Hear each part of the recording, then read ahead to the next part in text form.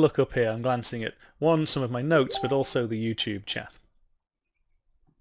Looks like an old Chinese coin. Well, maybe we don't call it bejeweled, we call it old Chinese coin instead. So I've got my sprite of a gem there, but now I want to draw the field of gems. Because basically that means I'm going to have to iterate through my structure of gems, where we go in draw field here. So I need 2 nested for loops just to get these drawn. And it's nice working with fixed constraints all the time, because I don't need to have hundreds of variables to do anything. For int y equals 0, y is less than 8, y plus plus. Now, we'll come to the game logic in a little bit. I just want to get sort of the very first things out of the way, so get the visual stuff dealt with first. So now I'm going to scroll through my whole structure of gems and just draw them.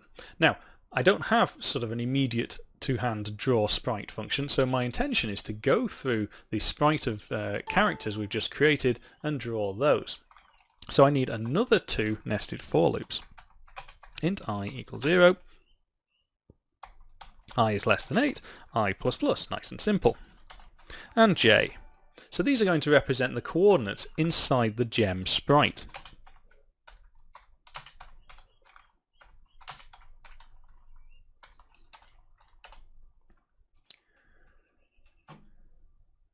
And I don't want to draw a pixel if that part of the sprite is transparent.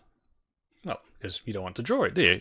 It's transparent. But if it's an X, I do want to colorize it. So that's what I'm going to do. And I'm going to use the draw command to locate, firstly using X and Y where on the screen it is. And don't forget the screen is 64 by 64, so it's X times 8 plus I, and Y times 8 plus I.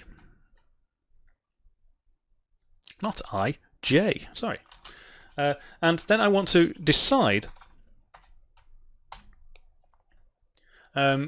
which particular gem to draw. So I've got my array here of gems. In fact, I made it 2D, didn't I? So I can just go X and Y. So that's going to be the gem.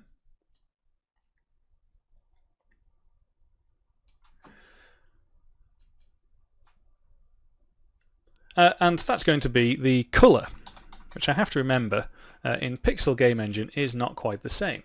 But I only want to draw this. Put in a pixel solid there. Oh, getting all of my game engines mixed up. That's where you need to practice with one and then the other. So that's going to draw the individual pixels of the sprite. But I only want to do that if it's transparent, or if it's not transparent. So I need to check for that. And to do that, because I've stored my sprites as a string, I need to access the string at the correct location to tell is it transparent or not. Fortunately, that's quite easy. So if the sprite of our gem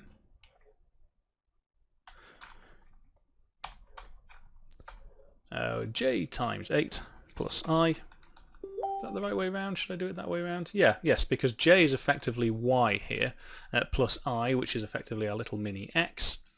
If that location in the string is equal, so is not equal to a full stop, so it's the other character, it's the x, that's when we want to draw the gem. Right, so let's just have a quick recap. A little bit confusing to start with, but we've got an 8x8 field of gems, and we've defined an 8x8 string which represents what a gem should look like when we draw it to the console. So here I'm just iterating through all of the gems in my array, and for each gem I then need to iterate through each of its pixels in order to work out how to draw it. And I'm just going to draw it based on the gem's colour. But we've not set any of these things yet.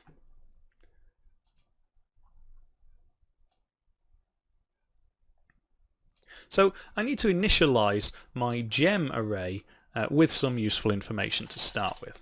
So I'm going to go back up to onUserCreate and populate the gem array. In fact, I'm going to need for loops again. So I'm just going to borrow these from down here and put them there. And so for each gem, I'm just going to choose a colour at random. Now, there's some little console game engine quirks here that I've got basically 8 colours to choose from. But I want to use the more vibrant ones, so I need to offset them into the top 8 of the colour range.